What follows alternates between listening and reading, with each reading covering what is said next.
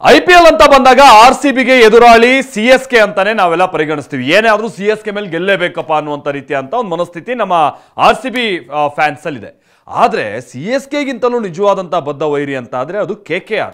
ಯಾಕಂತಂದ್ರೆ KKR ಇಂದ ಆಗಿರುವಂತ ಅವಮಾನ, KKR ಮುಂದೆ ಸೋತಿರುವಂತಹ ರೀತಿ ಕೆಲವೊಂದು ಸಂದರ್ಭದಲ್ಲಿ, ಜೊತೆಗೆ ಹಲವು ಸಂದರ್ಭದಲ್ಲಿಗಳಲ್ಲೇ ಆಗಿರುವಂತ ಕಿರಿಕ್ಗಳು ಅದು ಯಾವ ಮಟ್ಟಕ್ಕಿದೆ. KKR ಯಾಕೆ ನಿಜವಾದಂತ ವಿರೋಧಿ? ಈಗ RCBಗೆ 18 ವರ್ಷಗಳ ನಂತರ ಒಂದು ಸೇಡ್ ತೀರಿಸಿಕೊಳ್ಳೋಕೆ ಹೇಗೆ ಅವಕಾಶ ಬಂದಿದೆ? IPL ಧಮಾಕ 2025 ವಿಶೇಷ ಕಾರ್ಯಕ್ರಮಕ್ಕೆ ಸ್ವಾಗತ. ನಾನು ಮಾಲ್ತೇಶ್ ಜನಗಲ್. ಹೌದು, ನಾಡ್ದು 22ನೇ ತಾರೀಕಿನಂದು RCB ಹಾಗೆ KKR ನಡುವಿನ ಪಂದ್ಯ ನಡೀತಾ ಇದೆ. 18ನೇ ಸೀಸನ್ನ ಮೊದಲ ಪಂದ್ಯವೇ ಅದು RCB ಹಾಗೆ KKR ಇಂದ ಶುರುವಾಗ್ತಾ ಇದೆ. ಕಳೆದ ಬಾರಿಯ ಚಾಂಪಿಯನ್ KKR ಆಗಿರುವಂತಹ ಕಾರಣಕ್ಕಾಗಿ ಈ ಬಾರಿ KKR ನ ಮೊದಲ ಪಂದ್ಯ ಅನ್ನುವಂಥದ್ದು ಖಚಿತ ಆಗಿತ್ತು. ಆದ್ರೆ ಅವ್ರ ಜೊತೆಗೆ ಯಾರು ಅನ್ನುವಂಥದ್ದು ಇಲ್ಲಿ ಪ್ರಶ್ನೆ ಇತ್ತು. ಸೊ ಬಹಳ ಪಾಪ್ಯುಲಾರಿಟಿ ಇರುವಂತಹ ಟೀಮ್ಗಳನ್ನ ಆಯ್ಕೆ ಮಾಡೋ ಮುಖ್ಯವಾಗಿ ಒಂದು ಕಿಕ್ ಸ್ಟಾರ್ಟ್ ಕೊಡಬೇಕು ಅನ್ನುವಂಥ ಉದ್ದೇಶದಿಂದ RCB ಅನ್ನ KKR ವಿರುದ್ಧವಾಗಿ ಕಣಕ್ಕಿಳಿಸಲಾಗ್ತಾ ಇದೆ. ವಿಚಾರ ಏನು ಅಂತ ಅಂದ್ರೆ, ನೀವೆಲ್ಲ IPL ಫಾಲೋ ಮಾಡ್ತಾ ಇದ್ರೆ ನೀವು ಒಂದು ಪಂದ್ಯ ಅಂತೂ ಮರ್ತಿರೋದಿಲ್ಲ. ಅದ್ಯಾವುದು? 2008ರ ಪಂದ್ಯ. ಹೌದು, 2008ರಲ್ಲಿ IPL ಅನ್ನುವಂಥ ಈ ಟೂರ್ನಮೆಂಟ್ ಆರಂಭ ಆದಂತ ಸಂದರ್ಭ. ಅವತ್ತು ಮೊದಲ ಪಂದ್ಯ, ಇಡೀ IPL ನ ಮೊದಲ ಪಂದ್ಯ ನಡೆದಂಥದ್ದು ಕೂಡ ಇದೇ KKR ವರ್ಸಸ್ RCB.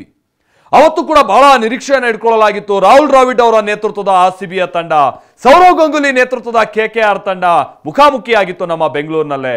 ಅವತ್ತು ಬಹಳ ನಿರೀಕ್ಷೆ ಇತ್ತು ಕ್ರಿಕೆಟ್ ಪ್ರೇಮಿಗಳು. ಯಾಕಂದ್ರೆ IPL ಅನ್ನುವಂಥದ್ದು ಬಹಳ ಹೊಸ್ತು. ಹೇಗಿರುತ್ತೆ ಈ ಟೂರ್ನಮೆಂಟ್, ಏನು ಎತ್ತ ಅನ್ನುವಂಥದಕ್ಕೆ ಸಂಬಂಧಪಟ್ಟಂತೆ IPL ಹೆಂಗಿರುತ್ತೆ ಅನ್ನೋದಕ್ಕೆ ಅವತ್ತೇ KKRನ ಬ್ರ್ಯಾಂಡನ್ ಮೆಕ್ಯುಲಮ್ ಒಂದು ಎಕ್ಸಾಂಪಲ್ ಅನ್ನ ಸೆಟ್ ಮಾಡಿ ಹೋದ್ರು, ಅಥವಾ ಅದನ್ನ ಅವತ್ತು ಅವರು ರೂಪಿಸ್ಬಿಟ್ರು ಹೇಗಿರುತ್ತೆ ಅಂತೇಳಿ. ಯಾಕಂದ್ರೆ ಸಿಡಿಲಬ್ಬರದ ಆಟ. ಅವತ್ತು RCBಗಾದಂಥ ಮುಖಭಂಗ ಇದೆಯಲ್ಲ, ಅವತ್ತು ಬಿದ್ದಂಥ ಪೆಟ್ಟು, ಫಸ್ಟ್ ಸೀಸನ್ ಅಲ್ಲಿ ಬಿದ್ದಂಥ ಪೆಟ್ಟು ಇಂದಿನ ತನಕನೂ ಕೂಡ ಸದ್ಯ ಸರಿಯಾಗಿ ಎದ್ದೇಳೋಕೆ RCBಗೆ ಸಾಧ್ಯ ಆಗಲಿಲ್ಲ. ಆ ಮಟ್ಟಿಗಿನ ಪೆಟ್ಟದು.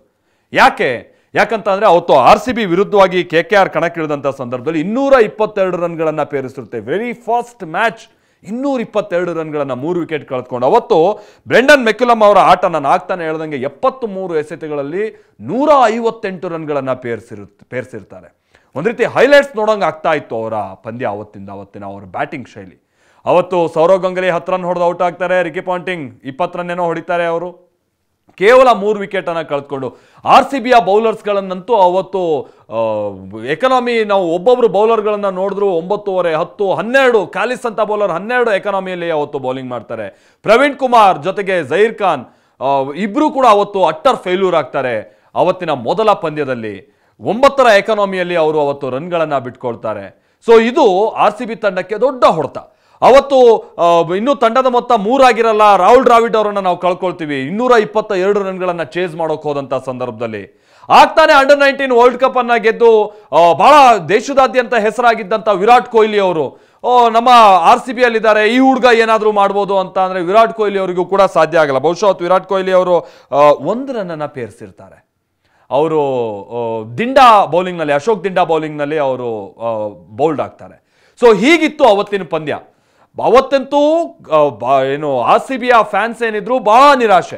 ಇದೇನಪ್ಪ ಈ ತರ ಆಗ್ಬಿಡ್ತಲ್ಲ ನಮ್ಮ ತಂಡ ಅನ್ನುವಂಥದ್ದು. ಆಮೇಲೆ ಅವತ್ತು ತಂಡದಲ್ಲಿರುವಂಥ ಆಟಗಾರರ ಬಗ್ಗೆನೂ ಕೂಡ ಪ್ರಶ್ನೆ ಹೇಳುತ್ತೆ. ರಾಹುಲ್ ದ್ರಾವಿಡ್, ವಾಸಿಂ ಜಾಫರ್, ಆನಂತರದ ಕೆಲ ಆಟಗಾರರು, ಇವ್ರುಗಳನ್ನೆಲ್ಲ ಹಿಡ್ಕೊಂಡು ಇಂಥ ಟೀಮ್ಗಳನ್ನೆಲ್ಲ ಎದುರಿಸೋಕ್ಕಾಗುತ್ತಾ ಅಂತೇಳಿ. ಅದಕ್ಕೆ ತಕ್ಕಂಗೆ ಅವತ್ತು ಆ ಒಟ್ಟು ಸೀಸನ್ನಲ್ಲಿ ಟೇಬಲ್ನ ಕೊನೆಯಲ್ಲಿ ಬರ್ತಾರೆ ಯಾರು, RCB ಅವರು.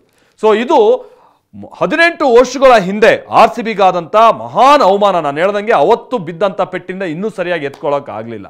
ಅವತ್ತು ಇದ್ದಂಥ ತಂಡದಲ್ಲಿ ಇದ್ದಂಥ ಆಟಗಾರ ಇವತ್ತು ಇರುವಂಥದ್ದು ಅಂತ ಅಂದ್ರೆ ಅದು ವಿರಾಟ್ ಕೊಹ್ಲಿ. ಹಾಗಾಗಿನೇ ಹೇಳಿದ್ದು, ಕೊಹ್ಲಿ ಅವರಿಗೆ ಇದೊಂದು ಸೇಡ್ ತೀರಿಸ್ಕೊಳ್ಳೋದಕ್ಕೆ, ಇಡೀ RCBಗೆ ಸೇಡ್ ತೀರಿಸ್ಕೊಳ್ಳೋಕೆ ಒಂದು ಅವಕಾಶ ಅಂತ ಅಂದ್ರೆ ಅಗೈನ್ ಟೂರ್ನಮೆಂಟ್ನ ಫಸ್ಟ್ ಮ್ಯಾಚ್ ನಾವು KKR ವಿರುದ್ಧ ಸೆಣಿಸ್ತಾ ಇದ್ದೀವಿ ಈ ಬಾರಿ.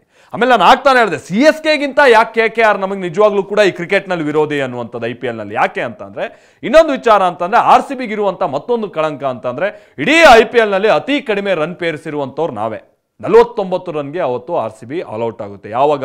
2017ರ ಪಂದ್ಯದಲ್ಲಿ.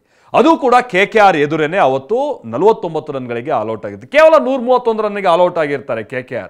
ಸೊ ಇದನ್ನು ಬಹಳ ಸುಲಭವಾಗಿ ಗುರಿ ಬೆನ್ನತ್ತು ಬಿಡ್ತಾರೆ ಅಂತ ಅಂದ್ರೆ ಅವತ್ತು ABD, ಕ್ರಿಸ್ ಗೇಲ್ ಜೊತೆಗೆ ವಿರಾಟ್ ಕೊಹ್ಲಿ ಇಂಥ ಘಟಾನುಘಟಿಗಳಿದ್ದಂಥ ತಂಡ ಕೇವಲ ಅವತ್ತು 49 ರನ್ಗೆ ಆಲ್ ಔಟ್ ಆಗುತ್ತೆ. ಇದು ಅವತ್ತು ಅಗೈನ್ ಗಂಭೀರ್ ಅವರೇ ಕ್ಯಾಪ್ಟನ್ ಆಗಿದ್ದಂಥದ್ದು. ಇದು ಕೂಡ RCBಗೆ ಇವತ್ತಿಗೂ ಕೂಡ ಇರುವಂಥ ಕಳಂಕ. ಲೋವೆಸ್ಟ್ ರನ್ ಅನ್ನು ಸ್ಕೋರ್ ಮಾಡಿರುವಂಥ ನಾವು ಅಂತ. ಅದು ಅಗೈನ್ ಇದೆ KKR ವಿರುದ್ಧವಾಗಿ. ಇದೆಲ್ಲದರ ಜೊತೆಗೆ ಎರಡು ಟೀಮ್ಗಳ ನಡುವೆ ಆಗ್ತಾ ಇರುವಂಥ ಕಿರಿಕಂತೂ ನೀವು ನೋಡ್ತಾನೆ ಇರ್ತೀರಾ. ಗೌತಮ್ ಗಂಭೀರ್ ಕ್ಯಾಪ್ಟನ್ ಆಗಿದ್ದಂಥ ಸಂದರ್ಭದಲ್ಲಿ ವಿರಾಟ್ ಕೊಹ್ಲಿ ಗಂಭೀರ್ ನಡುವೆ ಆನ್ ಫೀಲ್ಡ್ ಆದಂಥ ಕೆಲ ಕಿರಿಕ್ಗಳು, ಅವ್ರು ಕೋಚ್ ಆದಂಥ ಸಂದರ್ಭದಲ್ಲೂ ಕೂಡ ಕಳೆದ 2 ಸೀಸನ್ನ ಹಿಂದೆ ಆದಂಥ ಕಿರಿಕ್ಗಳು, ಬಹುಶಃ KKR ಜೊತೆಗೆ ಆಗಿರುವಂಥ ಕಿರಿಕ್ ಅಥವಾ ಗಲಾಟೆಗಳು ಏನಿದೆ ಆನ್ ಫೀಲ್ಡ್, ಅದು RCBಯಿಂದ ಬೇರೆ ಯಾವ ತಂಡದ ಜೊತೆಗೂ ಕೂಡ ಆಗಿಲ್ಲ ಈ ಮಟ್ಟದಲ್ಲಿ.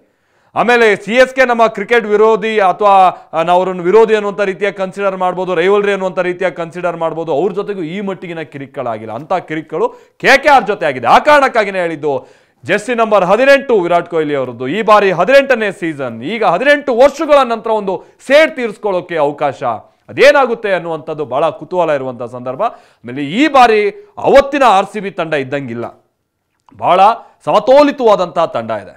ಬ್ಯಾಟಿಂಗ್ ಆರ್ಡರ್ ಈ ಬಾರಿ ಬಹಳ ಅದ್ಭುತವಾಗಿದೆ. ಬೌಲರ್ಸ್ಗಳು ಕೂಡ RCBಗೆ ಒಂದು ರೀತಿ ಬೆಂಗಳೂರೇ ಸಮಸ್ಯೆಯಲ್ಲಿ ಸ್ಟೇಡಿಯಂ ಅನ್ನುವಂಥದ್ದು ಅಥವಾ ಕ್ರಿಕೆಟ್ ಪಿಚ್ ಅಂತ ಬಂದಂಥ ಸಂದರ್ಭದಲ್ಲಿ, ಯಾಕಂದರೆ ಇಲ್ಲಿ ಹೊಂದಾಣಿಕೆ ಮಾಡ್ಕೊಂಡು ಆಡುವಂಥದ್ದು ಭಾಳ ಕಷ್ಟ, ಭಾಳ ಸೀಸನಲ್ಲಿ ನಾವು ನೋಡಿದ್ದೀವಿ. ಬಟ್ ಈ ಬಾರಿ ಅದಕ್ಕೆ ತಕ್ಕಾಗಿನ ಕೆಲ ಬೌಲರ್ಸ್ಗಳನ್ನು ನಾವು ಸ್ವಿಂಗ್ ಸ್ಪೆಷಲಿಸ್ಟ್ಗಳನ್ನು ನೋಡ್ತಾ ಇದ್ದೀವಿ. ಅಫ್ಕೋರ್ಸ್ ನಾಡ್ದು ನಡೀತಾ ಇರುವಂಥದ್ದು ಈಡನ್ ಗಾರ್ಡನ್ನಲ್ಲಿ 68,000 ಪ್ರೇಕ್ಷಕರ ಎದುರು RCB ತನ್ನ ಸೇಡನ್ನು ಅವತ್ತು ತೀರಿಸ್ಕೊಳ್ಳುತ್ತಾ 22ನೇ ತಾರೀಕೆ ನಾವು ಅದನ್ನು ನೋಡಬೇಕಿದೆ. ಇದಾಗಿತ್ತು ಇವತ್ತಿನ ವಿಶೇಷ. ನಿರಂತರ ಸುದ್ದಿಗಾಗಿ ನೋಡ್ತಾ ಇರಿ TV9 ಡಿಜಿಟಲ್.